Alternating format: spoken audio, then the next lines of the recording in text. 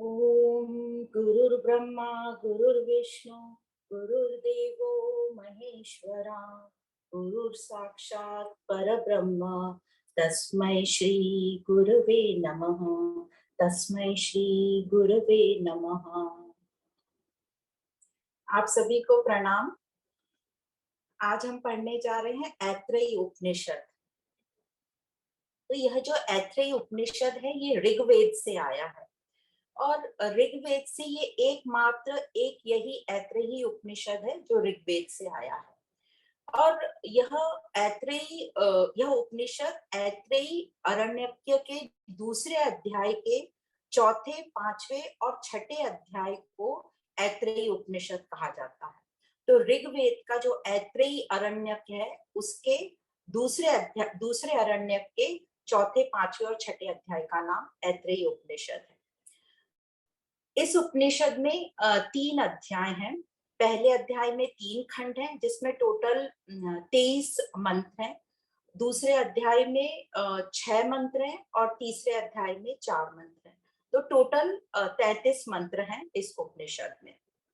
तो इस उपनिषद में जो पहले अध्याय में बताया गया है वो सृष्टि की एक काल्पनिक रचना, बड़ी मनोरंजक तरीके से सृष्टि की रचना बताई है ऋषि ने।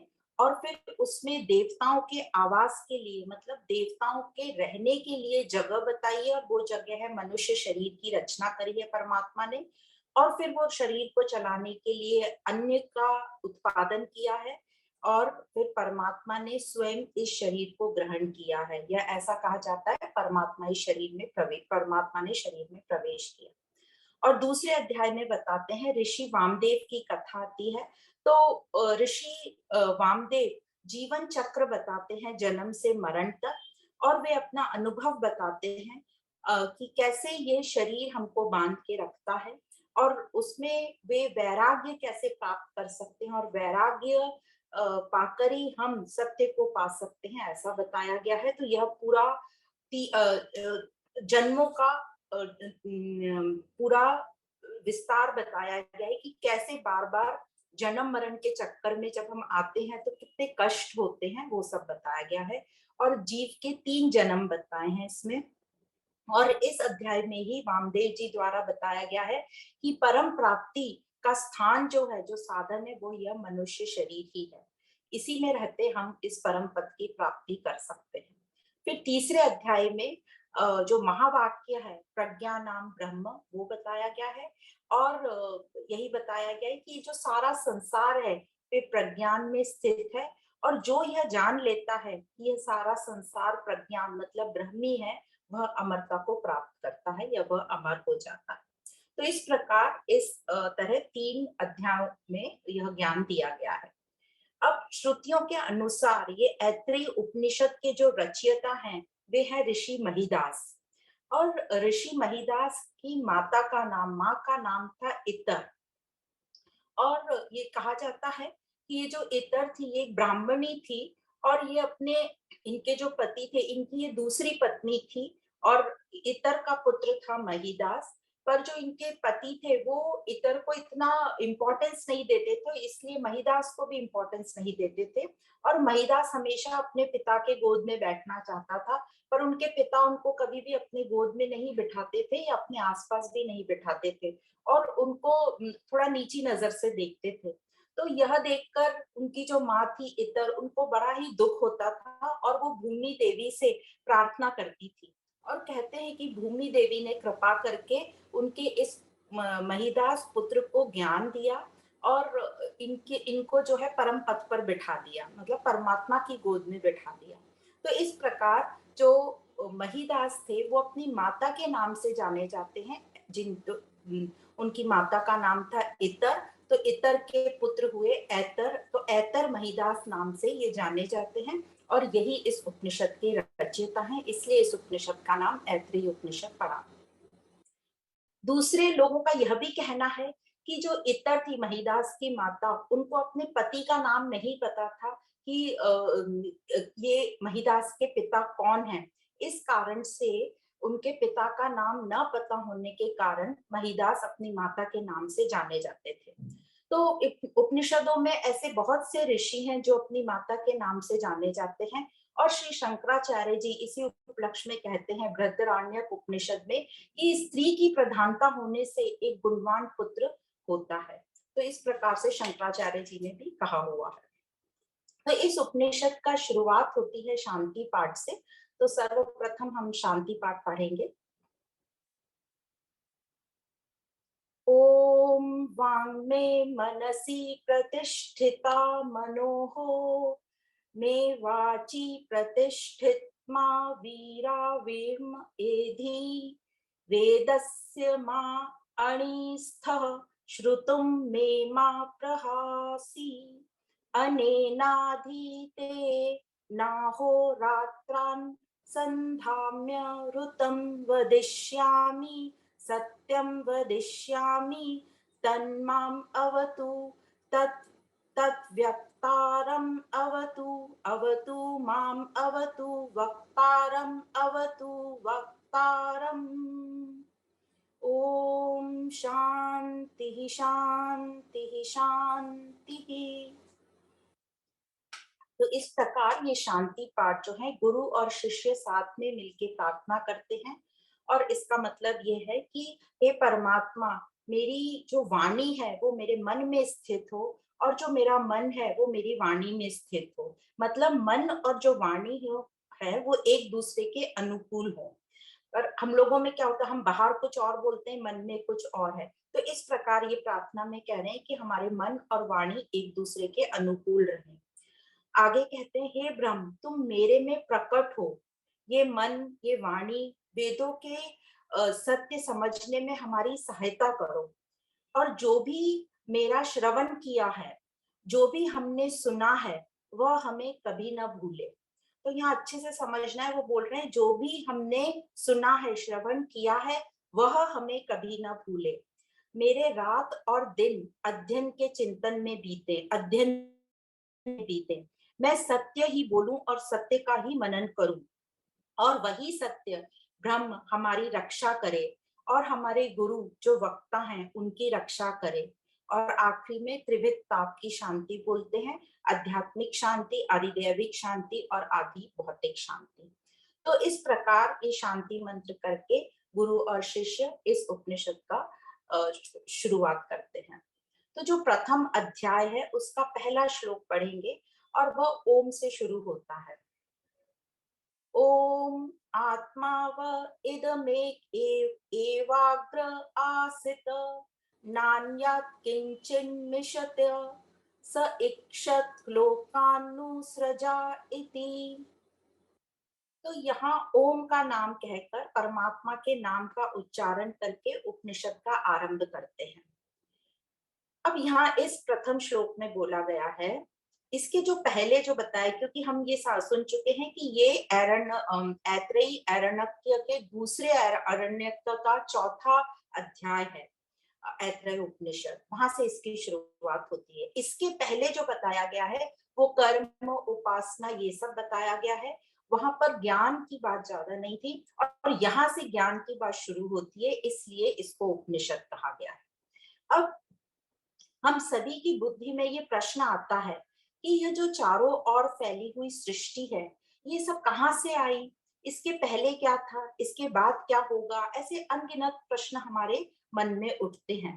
तो इन्हीं प्रश्नों का उत्तर गुरु बहुत ही काल्पनिक और मनोरंजक दृष्टांत देके हमें एक्सप्लेन कर रहे हैं।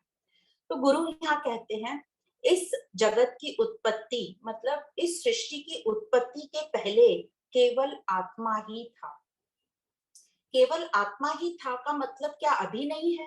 तो इस उपनिषद में यही बताएंगे कि यह जो सब कुछ उत्पन्न हुई, पूरी सृष्टि बनी है, आत्मा से ही बनी है। उसके पहले भी आत्मा था, और बाद में भी, अभी भी सब कुछ आत्मा ही है। यही हमें आज के पूरे उपनिषद में बताया जाएगा।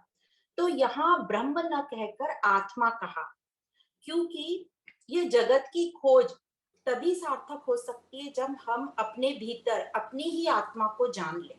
तो दूसरों को जानने से अच्छा यदि हम अपने आप को जाने, तो ये हमारी खोज पूरी होगी। तो आत्मा का अनुभव करते ही, जैसे ही हमें आत्मा का अनुभव होगा, तो वही है ब्रह्म का अनुभव और वही है ब्रह्म की प्राप्ति। तो बताते हैं कि ब्रह्म ही सत्य है, वही सर्वव्यापी है और जगत का शाश्वत आधार है। और आत्मा शब्द का यहाँ अर्थ बताया गया है जीवन ऊर्जा। तो गुरु कहते हैं जगत के पहले, ये सृष्टि बनने के पहले सर्वज्ञ नित्य शुद्ध अजर अमर आत्मा ही था। बस नाम रूप अलग अलग अभी होने के कारण, मतलब ये पूरी जो सृष्टि बनने के बाद नाम रूप अलग अलग होने के कारण यह अलग अलग प्रतीति हमें होती है, पर है वो सर्वव्यापी सत्य ब्रह्म ही। अब इस परमात्मा जो सर्वज्ञ है, सर्वज्ञ भाव वाला है, सर्वज्ञ स्वभाव वाला होने के कारण उस परमात्मा ने अकेले होते हुए ही यह इच्छा की कि मैं प्राणियों के कर्म फल उपभोग के लिए लोकों की रचना करूं। तो यह उनके मन में आया, सर्वज्ञ स्वभाव होने परमात्मा के मन में, कि मैं लोकों की स्थापना करूं। अतः जो वासनाओं की अभिव्यक्ति हेतु उन्होंने 4 लोकों का निर्माण किया। तो उपनिषद में इन लोकों के नाम ऐसे बताते हैं, अम्ब, मरीचि, मर तथा आपह। तो ये 4 लोक बताए जहां मनुष्य कर्म फल के बाद उस योनि में जाएगा, उस हिसाब से ये लोक बताए। लोक मतलब क्षेत्र। तो सबसे पहले है अम्ब। अम्ब जो है सबसे ऊंचा लोक बताया है, सबसे ऊपर वाला लोक, जिसको कहा जाता है कि ये स्वर्ग लोक से भी ऊपर है। और यहाँ इन्होंने नाम दी है उस लोक के, मह, जनः, तपो। और उनका जो आधार है वो भूल लोक है। तो सर सबसे ऊपर जो लोक बताया गया है वो अम्ब लोक बताया गया है। अम्ब, अम्ब मतलब जो मेघों को धारण करता है, मतलब जो जल को धारण करता है। तो हम देखेंगे ये जो चारों लोक है उसमें जल की प्रधानता रहती है। नेक्स्ट जो लोक बताया वो मरीचि लोक बताया है, और वो अंतरिक्ष के अंदर बताया गया है, तो वो है मरीचि लोक। तीसरा बताया है मर लोक। मरलोक, मर मतलब मृत्यु, तो पृथ्वी पर मरलोक कहा गया है। और चौथा है आप। आप मतलब पृथ्वी के नीचे के हिस्से को आप लोक बताया है। और आप का मतलब जल भी होता है। तो सृष्टि का जो आधारभूत है वो द्रव्य है जल। तो इस प्रकार ये 4 लोकों का निर्माण हुआ। अब ये 4 लोक तो बन गए, फिर परमात्मा को विचार आया कि लोक तो बन गए, अब रक्षा करने के लिए लोकपालों की भी रचना होनी चाहिए। तो उन्होंने जिससे ये लोक बनाए थे, लोक की रचना की, अम्ब, आप, मर और अपा, मर और आपह की। तो ये जो 4 लोक जैसे निर्माण किए, उसी प्रकार उन्हीं से, मतलब 5 भूतों से उन्होंने लोकपाल की निर्माण किया।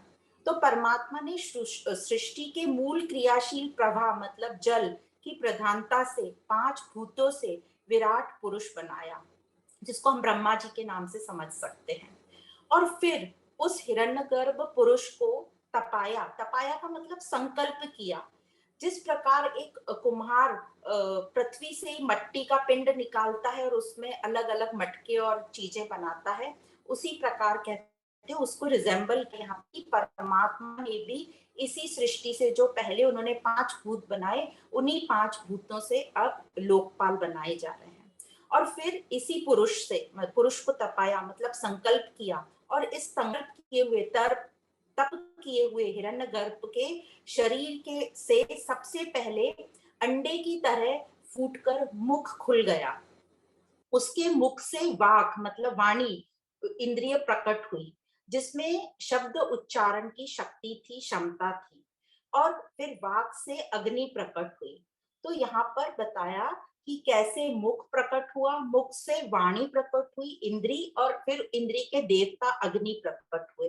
तो जो अग्नि है वो वाक इंद्री की, वाणी की देवता है। फिर दोनों नाक फटकर प्रकट हुई। नाक से प्राण और प्राण से वायु प्रकट हुए। तो जो नाक, नासिका इंद्रिय है, उसका देवता है वायु। फिर आंखों के गोलक प्रकट हुए और नेत्र इंद्रियां प्रकट हुई, जिनमें देखने की शक्ति थी। और इन नेत्रों से सूर्य प्रकट हुआ। तो नेत्रों का देवता हुआ सूर्य। फिर दोनों कान प्रकट हुए। फिर कानों से श्रोत्र इंद्रियां प्रकट हुई, जिनमें सुनने की शक्ति थी। और श्रोत्र इंद्रियों से दिशाएं प्रकट हुई। तो श्रोत्र इंद्रियों का देवता है आकाश, दिशाएं आकाश में होती है तो आकाश देवता हुआ। फिर चमड़ी फटकर बन गई, त्वचा प्रकट हुई जिसमें स्पर्श की शक्ति थी, और त्वचा से रोम उत्पन्न हुए, और रोमों से औषधियां एवं वनस्पति प्रकट हुई, मतलब वनस्पति और औषधि उनके देवता हुए। फिर हृदय प्रकट हुआ जिसमें प्रेम भाव विवेक विचार था, और हृदय से मन प्रकट हुआ। हृदय की जो इंद्रिय मन, मन को इंद्रिय कहा गया है। और मन से चंद्रमा उत्पन्न हुआ, मतलब मन का देवता चंद्रमा। तो कहने का तात्पर्य यह है कि चंद्रमा मन बनकर हृदय में प्रविष्ट हुआ। फिर नाभि हुई, नाभि से अपान वायु प्रकट हुई, और अपान वायु से मृत्यु उत्पन्न हुई। तो मृत्यु जो है अपान वायु बनकर नाभि में प्रविष्ट हुई, तो ये मृत्यु देवता है अपान वायु का। फिर लिंग प्रकट हुई, लिंग से वीर्य प्रकट हुआ, और जल वीर्य बनकर लिंग में प्रविष्ट हो गया। तो यहाँ पर जो है बोलने की लिपि अलग है कि वीर्य से जल उत्पन्न हुआ। कहने का तात्पर्य यह है कि जल देवता है और जल वीर्य बनकर लिंग में प्रविष्ट हुआ, और वीर्य में ही पुनः सृष्टि करने की सामर्थ्य बीज है। वीर्य उस सूक्ष्म आपह, मतलब जल के प्रवाह चक्र को पुनः प्रयुक्त करने में हर तरीके से सक्षम है। तो इस प्रकार उसी आपह तत्व में चेतना पुनः रूप ग्रहण करने लगती है।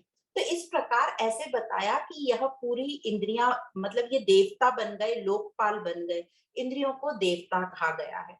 तो इन सभी उपकरण जो हैं, उपकरण मतलब जो हमारे आंख मुंह नाक कान है, इनके जो केंद्र हैं इनको इंद्रियां कहा जाता है। और यह सभी उपकरणों के जो केंद्र हैं वो मस्तिष्क में होते हैं, और सभी केंद्र अपने अपने उपकरणों का संचालन करते हैं। उपकरणों को ही संस्कृत में गोलक कहा जाता है। अब ये इंद्रियों जो अनुभूति की योग्यता होती है, जिनमें अनुभूति की योग्यता है, उसे ही संस्कृत में देवता कहा जाता है या दिव्य शक्ति कहा जाता है। तो जिस क्रम में इस पूरी सृष्टि का यह अभी लोकपाल बताए, उसी क्रम उस कहा जाता है कि उसी क्रम से जो फीटस होता है, प्रेगनेंसी में जब फीटस की ग्रोथ होती है, उसी प्रकार का विकास, उसी क्रम से विकास होता है, जैसा यहाँ पर बताया गया है कि सबसे पहले मुख का, फिर वाणी का, फिर नाक का, और एंड में त्वचा का और लिंग शरीर का। तो इस प्रकार यहाँ तक बताया प्रथम अध्याय में, प्रथम अध्याय के प्रथम खंड में। अब ये सब जो अग्नि वायु सूर्य चंद्रमा मृत्यु आपह जो परमात्मा के द्वारा रचे थे, ये सभी देवता जो हैं, ये सब व्यक्ति की व्यक्ति की इंद्रियों का संचालन करते हैं, और ये सब संसार रूपी इस महान समंदर में आ पड़े। ऐसा कहानी ऐसी बताई जाती है कि वे सब इस महान समंदर में आ पड़े, संसार रूपी समंदर में आ पड़े। अब इस संसार में बहुत ही हलचल है, परिवर्तन है, और अनेक समस्याएं आती हैं। साथ ही साथ इन्हें भूख व प्यास की पीड़ा भी सताने लगी। तो भूख क्या है? यहाँ पे भूख है सभी इंद्रियों का जो सुख भोग है वो भूख है, तथा परिपूर्णता प्राप्त करना यह प्यास है। तो यह भूख और प्यास इन देवताओं को कष्ट देने लगी। तो तभी इन देवताओं ने, इन इंद्रिय अभिमानी देवताओं ने परमात्मा से कहा कि हमारे लिए कोई आवास स्थान, मतलब आश्रय स्थान बतलाइए, जिसमें हम स्थित होकर अन्य का भक्षण कर सके, मतलब जहां हम अच्छी तरह कंफर्टेबली रह सके।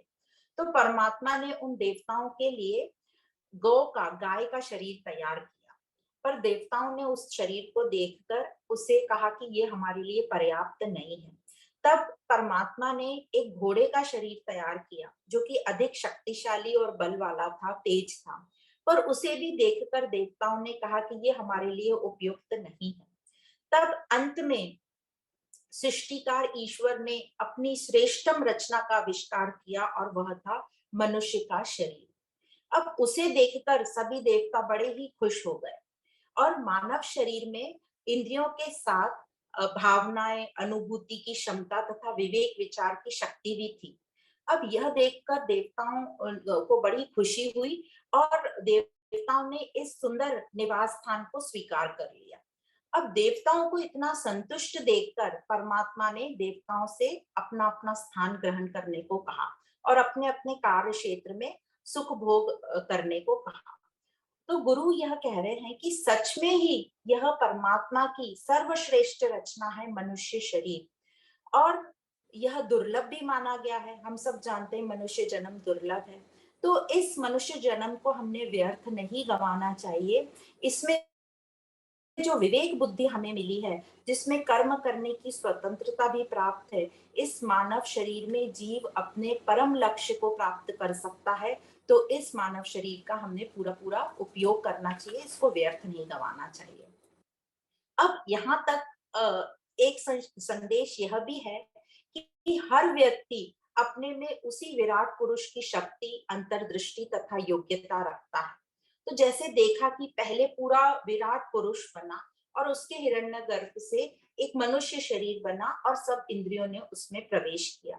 इसका मतलब यह जो हमें एक शरीर मिला है, ये पूरी सृष्टि का एक छोटा सा मॉडल है। तो पूरी सृष्टि में जो क्षमता है, जो शक्ति है, वह हमारे हर एक में, हर व्यक्ति में वो शक्ति मौजूद है। अब जब सभी देवता अपने अपने योग्य कार्य में लग गए, योग्य स्थान पर पहुंच गए और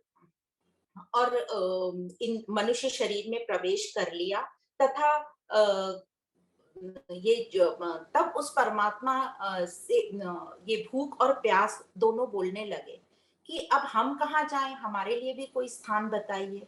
तो तभी भगवान ने देखा कि अब तो मनुष्य शरीर में कोई स्थान बचा नहीं है और नया स्थान उनको बनाना नहीं था। तो भगवान बोले, तुम दोनों, भूख प्यास को बोले, तुम दोनों सभी देवताओं के केंद्र में स्थित हो जाओ, मतलब हर जगह तुम स्थित हो जाओ। जिस भी देवता को जो भी आहार मिलेगा, तुम दोनों भी उसके भागीदार रहोगे। मतलब किसी भी इंद्रियों की जो सुख अनुभूति होगी, वो तुम्हारी भी सुख अनुभूति हो जाएगी। तो अब हमने देखा कि मनुष्य शरीर में सारी इंद्री, मतलब सभी देवता इंद्रिय रूप में अपने अपने स्थान में प्रविष्ट हो गए। अब भूख प्यास बोलने लगी, हम कहाँ जाएं। तब परमात्मा ने उनको कहा कि तुम सभी देवताओं में शामिल हो जाओ, जो भी उनको मिलेगा वो तुम उनके सहभागी होगे। तो हम जब देखते हैं कि मनुष्य किसी भी कर्म करने के लिए, जब हमें कोई भी कर्म करना होता है, तो हमें अंदर से भी एक बल मिलता है, जो आंतरिक प्रवृत्ति जिसको हम बोलते हैं।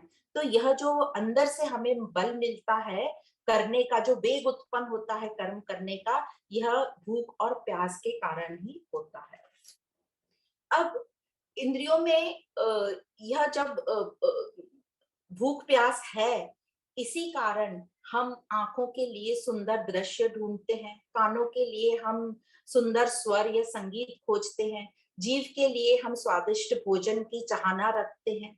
फिर यदि हमारे में ये इंद्रियां नहीं होती, तो हमारे में तथा मूर्ति में कोई अंतर नहीं रह जाता। तो इस प्रकार भूख और प्यास का कोई एक पर्टिकुलर स्थायी स्थान नहीं बताया, पर यह बताया कि यह भूख और प्यास प्रत्येक कोश में होती है, शरीर के प्रत्येक कोश में भूख और प्यास होती है, और कोई भी इंद्रिय के सुख में यह भूख और प्यास उस सुख का सहभागी बन जाती है। अब यहाँ तक रचना हो गई, भूख प्यास हो गई।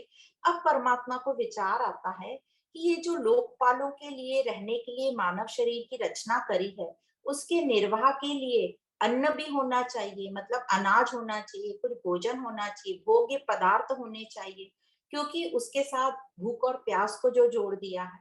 तो भोग्य पदार्थ बताते हैं, एक तो जो भोग्य पदार्थ होंगे, जो मनुष्य अपने अंदर लेगा, उसका पाचन करेगा, और उसके पाचन से जो शक्ति, एनर्जी मिलेगी, वो सब इंद्रियों को शक्ति प्रदान करेगी। तो एक ये भोजन हुआ। और दूसरा हुआ इंद्रियों के जो विषय भोग्य पदार्थ हैं, जैसे सब जो पांचों इंद्रियां हैं, रूप रस गंध स्पर्श और शब्द, ये भी होने चाहिए। तो इस प्रकार उस परमात्मा ने इन पांचों भूतों द्वारा अन्न, अनाज का उत्पन्न किया। अब भोजन में सभी कुछ आ जाता है, ये भोग्य मतलब रूप रस गंध स्पर्श, ये भी आ जाते हैं, और अनाज की उत्पत्ति भी आ जाती है।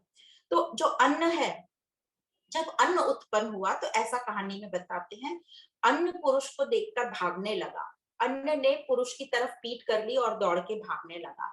पुरुष ने हर इंद्रिय से अन्न को ग्रहण करने की कोशिश करी, आंखों से, प्राणों से, वाणी से, कानों से, चमड़ी से, मन से, उपस्थ से, पर वो अन्न उसकी पकड़ाई में ही नहीं आया और वो फुल स्पीड में उल्टे डायरेक्शन में भागने लगा।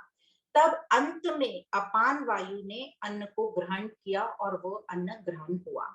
अपान वायु मतलब जो मुख में रहेगी अपान वायु, जिससे पाचन होगा और उससे वह वेस्ट प्रोडक्ट होकर बाहर भी निकलेगा। तो ये सब अपान वायु का काम है, जो गले से नीचे पेट की ओर जाती है। इसीलिए हम जो भी मुंह में डालते हैं वो नीचे की ओर जाता है, उल्टी डायरेक्शन में ऊपर की ओर नहीं आता। यदि उल्टा आएगा मतलब कुछ गड़बड़ है हमारे सिस्टम में। तो ये अपान वायु को ही अत्रायु भी कहा गया है, जो अन्न द्वारा आयुष बढ़ाने वाला काम करती है। तो इसी को अत्रायु, इसी अपान वायु को कहा गया है। तो इस प्रकार अपान वायु भोजन करता है और सभी को शक्ति प्रदान करता है। अब ये परमात्मा सोचता है कि अब सबकी रचना हो गई, शरीर लोक की रचना हो गई, लोकपालों की रचना हो गई, मनुष्य शरीर की रचना हो गई, जहाँ देवताएं बहुत ही प्रसन्नता से अपना स्थान ढूंढ कर रह रहे हैं और अपने अपने कार्य कर रहे हैं। अब भोजन भोग्य पदार्थ की भी व्यवस्था हो गई। अब ऐसा कोई भी प्राणी नहीं है जो मुझसे रहित हो। तो परमात्मा विचार करने लगे कि सब कुछ सृष्टि का निर्माण हो गया, क्या अब ऐसा कोई भी प्राणी है जो मुझसे रहित हो? ऐसा कुछ भी नहीं है। तो इससे ये सिद्ध होता है कि परमात्मा शाश्वत है, सत्य है, नित्य है। और अब परमात्मा ने सोचा कि ऐसा कोई भी जगह नहीं है जहां परमात्मा नहीं है, और उसने मनुष्य शरीर को ग्रहण करने का सोचा। तो ऐसा कहा जाता है मनुष्य शरीर में प्रवेश किया, प्रवेश करने का सोचा, और वह मनुष्य शरीर की सीमाओं को पार करके उस शरीर में, उसको चीर कर मनुष्य शरीर में प्रवेश हो गए।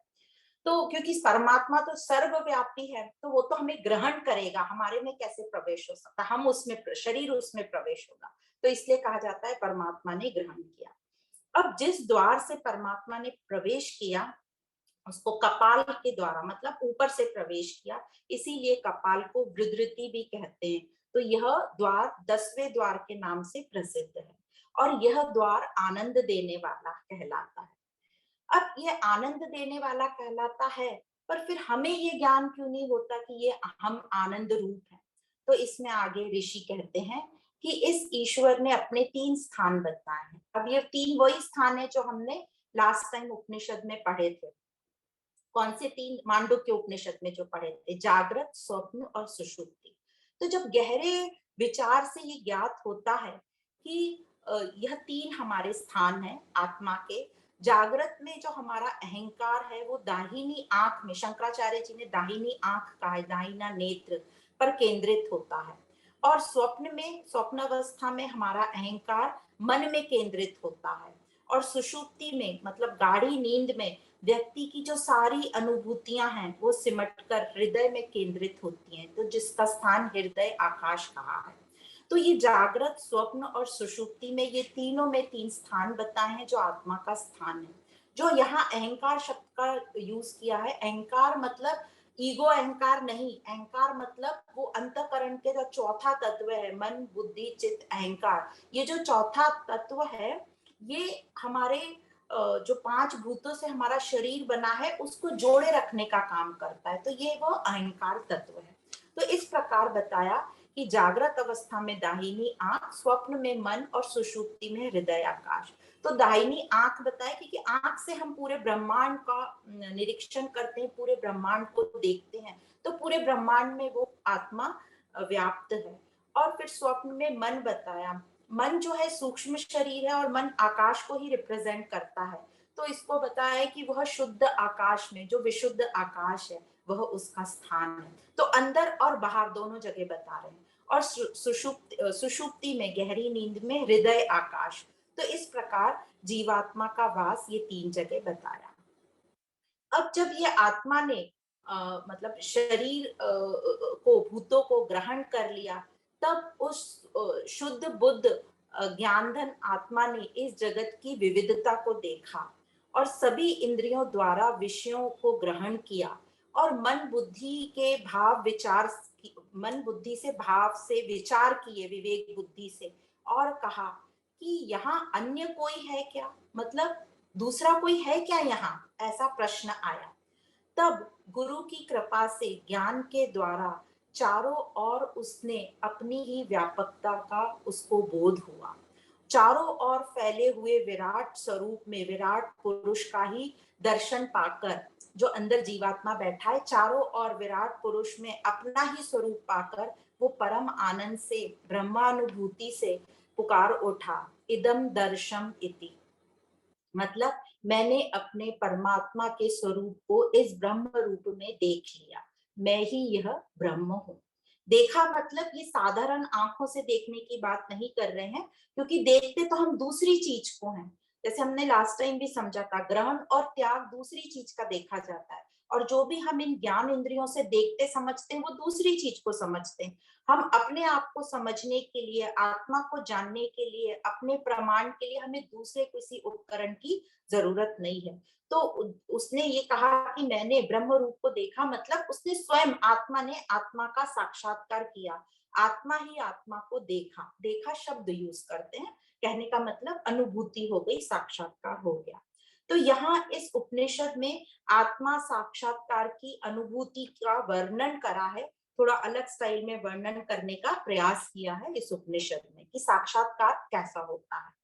तो जब मन में, अब ऐसा बता रहे हैं ऋषि, कि जब मन में पूर्ण मौन की स्थिति आ जाती है और उस परम शांति का अनुभव होता है, विचारों का, जो हमारे अंदर इतने थॉट्स चलते, विचारों का अतिक्रमण करके हम भावातीत, मतलब उन भावों से ऊपर चले जाते हैं, भावों से परे चले जाते हैं, और उस आनंद की स्थिति का अनुभव करते हैं। वो आनंद की, स्वाभाविक आनंद की स्थिति उत्पन्न हो जाती है, और यह आत्म अनुभव भाव इतना गहन और स्पष्ट होता है कि उसके बाद किसी भी प्रकार की कोई शंका, अविश्वास या अवरोध नहीं बचता, और वह आंखों के देखने के समान एकदम सुस्पष्ट होता है।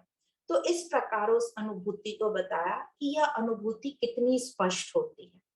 तो इस प्रकार गुरु यहाँ अनुभव बताकर कहते हैं कि यह जो हमारा लक्ष्य है, कौन सा लक्ष्य, परमात्मा को पाने का, अपने परम पद को पाने का, इस मनुष्य शरीर में ही प्राप्त हो सकता है।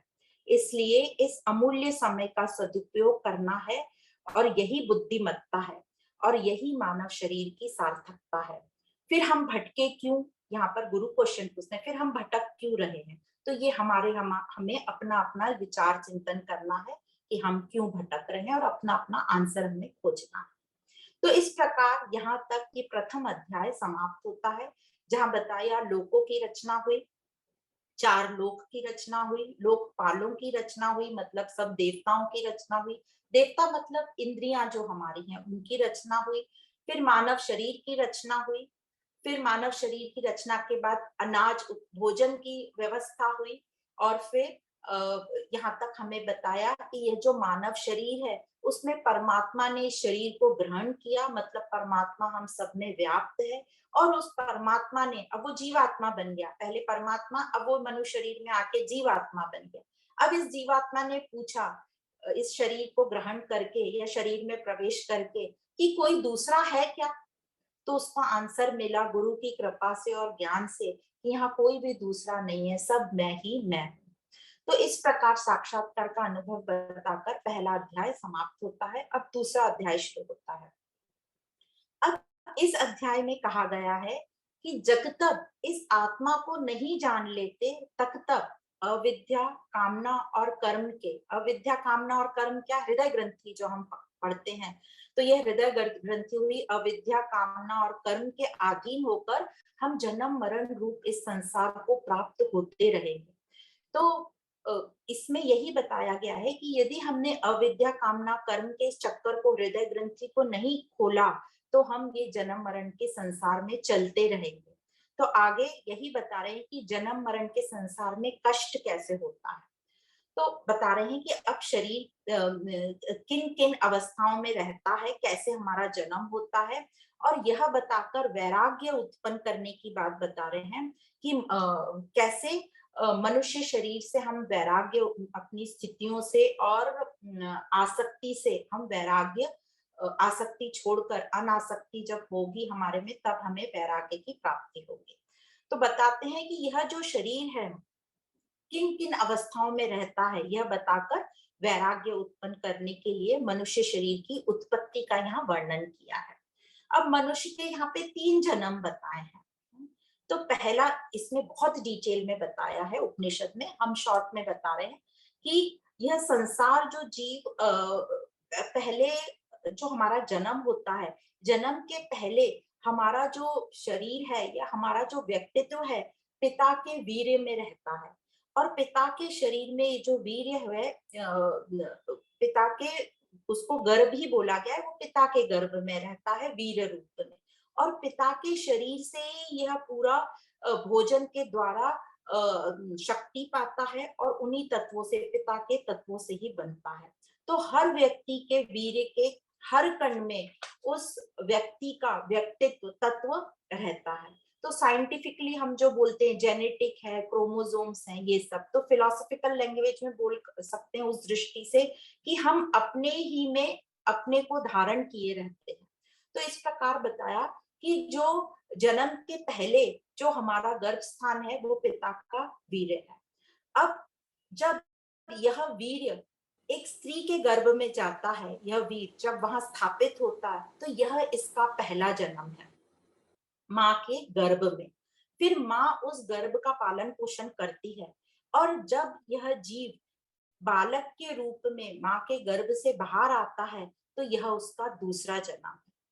अब यहाँ यह संदेश है कि स्त्री और पुरुष मतलब माँ और पिता दोनों ने अपना पोषण स्वस्थ रखना चाहिए, तभी स्वस्थ वीर उत्पन्न होगा और तभी एक स्वस्थ बालक उत्पन्न होगा।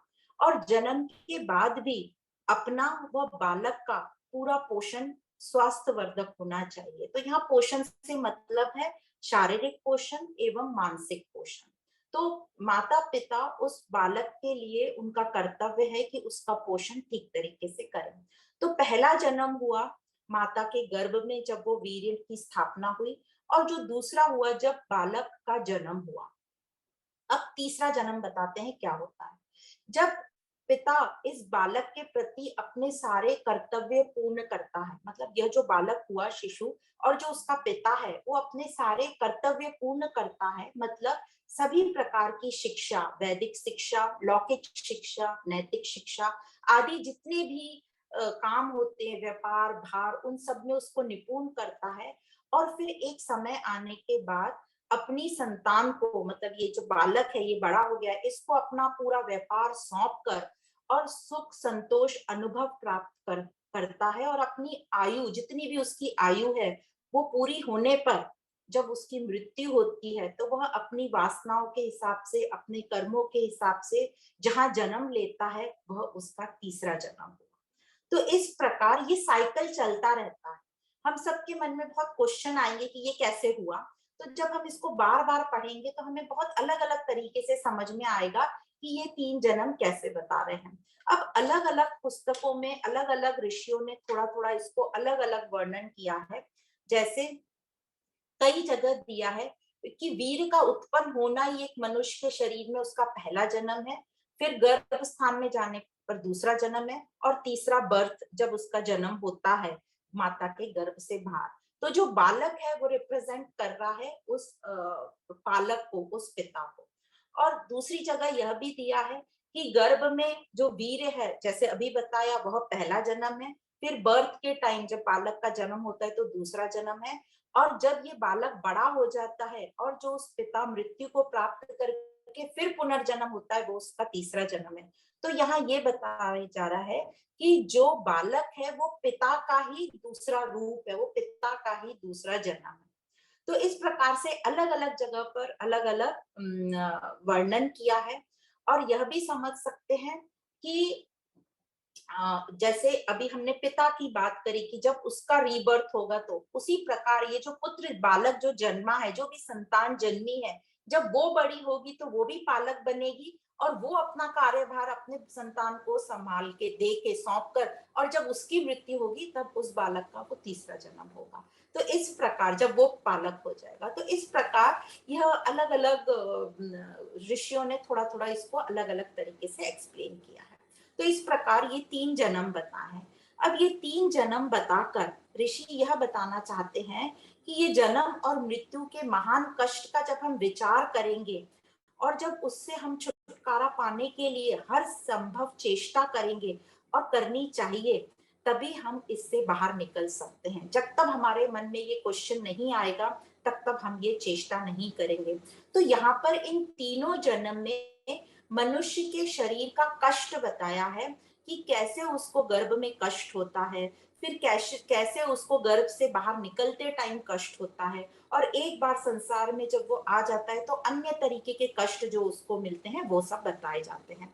तो इसी को समझाते हुए यहाँ पर श्री वामदेव जी का दृष्टांत बताते हैं, श्री वामदेव जी की बात बता रहे हैं। तो वामदेव जी कह रहे हैं, अपने गर्भ में ही है वो और गर्भ से कह रहे हैं, तो उन्हीं के शब्दों को पढ़ते हैं। तो वामदेव जी कहते हैं, मैंने गर्भ में रहते हुए इन देवताओं के बहुत से जन्मों को भली भांति जान लिया।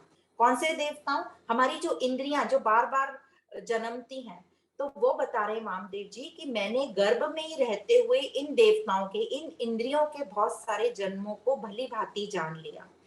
तत्व ज्ञान होने से पूर्व मुझे सैकड़ों लोहे के समान कठोर शरीरों ने जकड़ रखा था।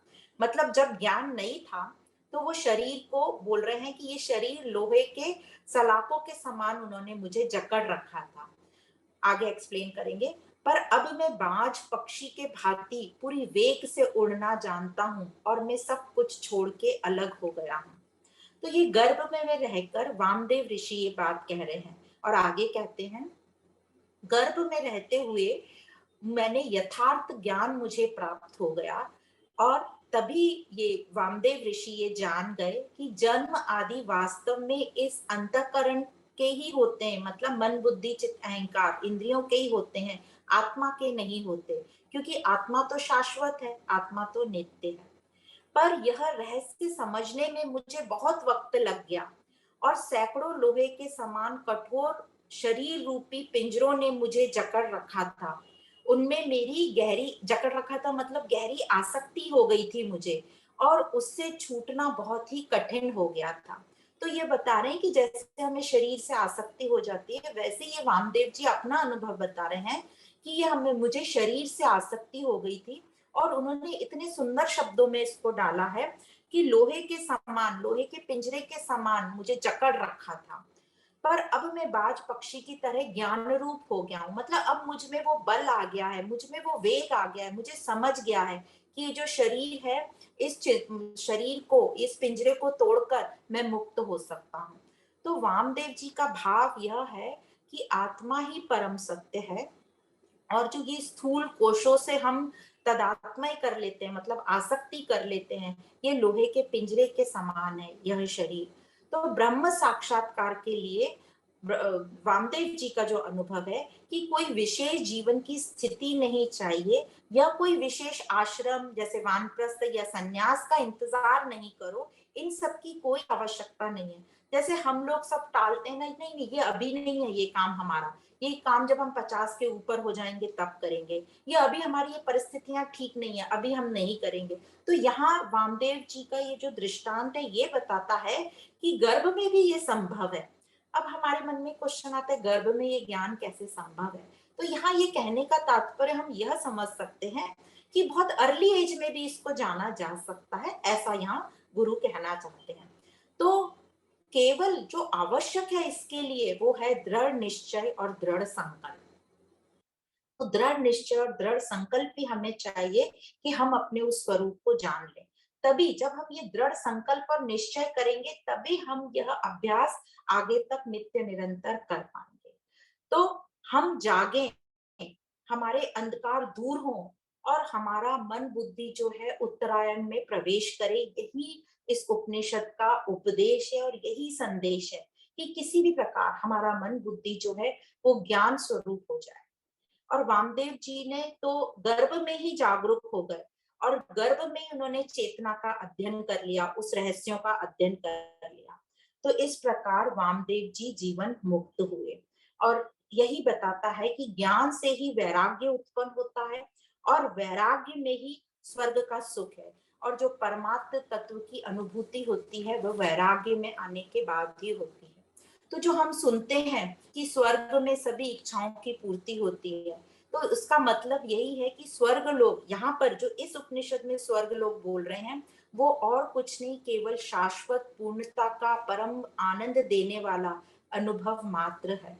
तो संदेश यही है कि आसक्ति मिटाने का प्रयास हमको करना है, तभी यह वैराग्य उत्पन्न होगा और इसी की हमें कोशिश करनी है। तो इस उपलक्ष्य में एक दृष्टांत आता है, यह भी एक कहानी के जैसे सुनना, और हम सिर्फ उसका संदेश लेंगे कि संदेश क्या है। तो दृष्टांत इस प्रकार है, वैराग्य के ऊपर बात है कि एक राजा था, उसकी बहुत सारी रानियां थी, पर उसको संतान नहीं हो रही थी किसी भी रानी से। तो राजा विवाह करता रहा और ऐसे उसकी 100 रानियां हो गई। पर 100 रानियां होने के बाद भी वो राजा एकदम दुखी रहता था, क्योंकि उसको संतान नहीं मिल रही थी। तो इस प्रकार उनका पूरा राज्य दुखी रहता था, राजा और सभी रानियां दुखी रहते थे। तो एक बार राजा ने सोचा कि इस संतान की उपलब्धि के लिए किसी साधु महाराज के पास जाना चाहिए। तो हमने सभी कहानियों में देखा है कि राजा को जब भी कोई तकलीफ होती है तो वो किसी साधु के पास जाते हैं। तो वो साधु महात्मा के पास गए और उन्होंने कहा कि मेरे पास 100 रानियां हैं, पर मुझे अभी तक संतान सुख प्राप्त नहीं हो रहा, तो मैं बहुत अत्यंत दुखी हूँ। तो साधु महाराज ने कहा कि ये दुख तो रहेगा ही संसार में, आप संतान सुख मिलना आपको मुश्किल है। तो राजा जिद करने लगा उस साधु महात्मा से। तो राजा के जिद करने के बाद साधु महात्मा ने कहा ठीक है, एक फल दिया उसको और कहा कि ये तुम्हारी 100 नंबर वाली रानी है, उसको खिलाना और तुम्हें जल्दी संतान की प्राप्ति होगी। राजा ने ऐसे ही किया, बड़ा खुश हो गया। तो कुछ टाइम के लिए तो खुश हुआ ही, उसने वो फल ले जाके अपनी 100 नंबर वाली रानी को दे दिया। अब आप सोच सकते हो 99 रानियों के मन में क्या हुआ होगा। उन सबके मन में जेलेसी आ गई कि ऐसे कैसे हो सकता है कि वो 100 नंबर की रानी को फल दिया। तो उन सब में जेलेसी आ गई और वो सब प्लान करने लगे कि इसका जो गर्भ है यह संतान नहीं होना चाहिए। और उनका जो प्रयत्न था कि संतान नहीं होना चाहिए, वहां तक वो नहीं सफल हुआ और इस 100 नंबर की रानी को संतान की उत्पत्ति हुई और उनको संतान की प्राप्ति हुई। तो सब जो राजा और 100 नंबर वाली रानी थी बहुत ही खुश हुए। पर उनकी खुशी ज्यादा देर टिकने नहीं वाली थी, क्योंकि हम सब जानते हैं कि सब कुछ यहाँ पे परिवर्तनशील है, टेम्पररी है, चाहे सुख हो चाहे दुख हो। तो वो जो 99 रानियां जो प्रयास कर रही थी उनमें कोई सफल हो गया और वो संतान की मृत्यु हो गई कुछ दिन बाद। तो संतान की मृत्यु हो गई तो राजा रानी फिर से दुखी हो गए और संताप करने लगे। तो उन्होंने नारद जी को बुलाया और कहा हम बहुत दुखी हैं, आप तो कुछ भी कर सकते हैं, हमारे इस पुत्र को जीवित करो। तो नारद जी ने कहा कि नहीं, ये दुनिया का रीत है, हम इसको जीवित नहीं कर सकते हैं। तो राजा बोलने का मैं बहुत दुखी हूँ। तो नारद जी ने कहा दुख तुम्हारी किस्मत में ही है, तो तुम दुखी ही रहो, पर ये जिंदा नहीं होगा। तो राजा के बहुत आग्रह करने पर नारद जी ने कहा ठीक है, उस पुत्र को जीवित किया और उस पुत्र से कहा देखो, तुम अपने पिता माता के लिए तुम्हारा कर्तव्य है कि तुम इनको दुख नहीं देना, तो तुम मृत्यु को प्राप्त मत हो। तो पुत्र ने पूछा कौन से माता पिता, मेरे तो सैकड़ों जन्म हो चुके हैं और सैकड़ों माता पिता है, मैं किस किस का ये दुख दूर करूं, और ऐसे में दुख करने लगा तो मैं तो कहीं का भी नहीं रहूंगा।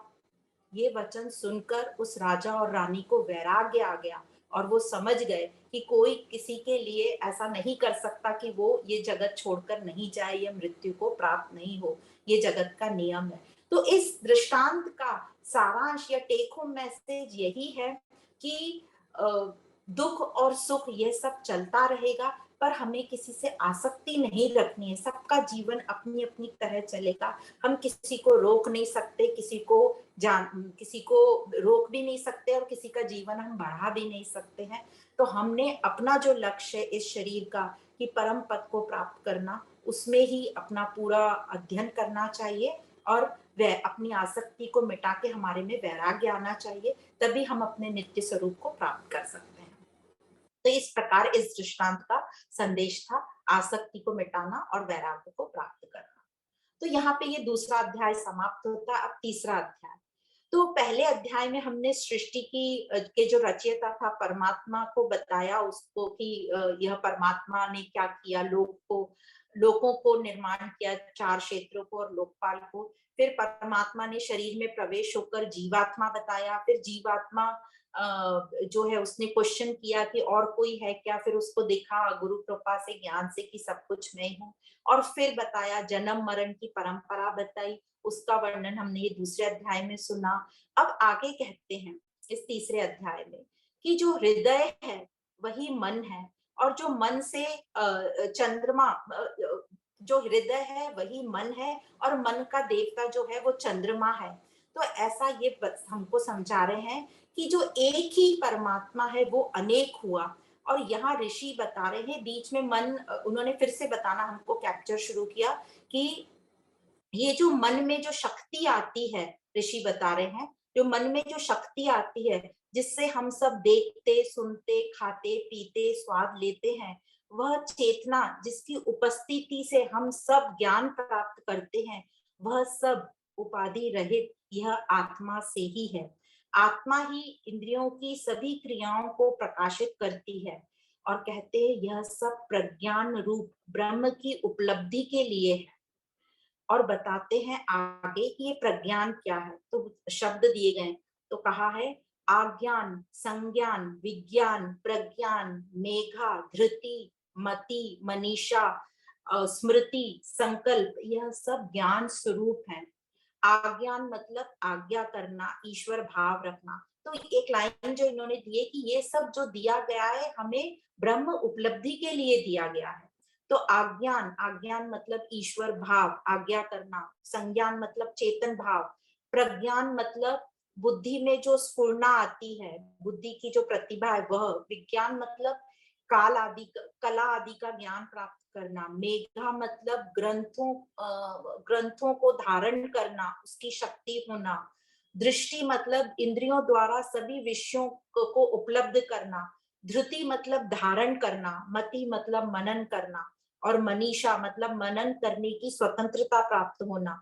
स्मृति मतलब स्मरण करना। और संकल्प मतलब दृढ़ निश्चय करना। यह सभी प्रज्ञान के ही नाम है।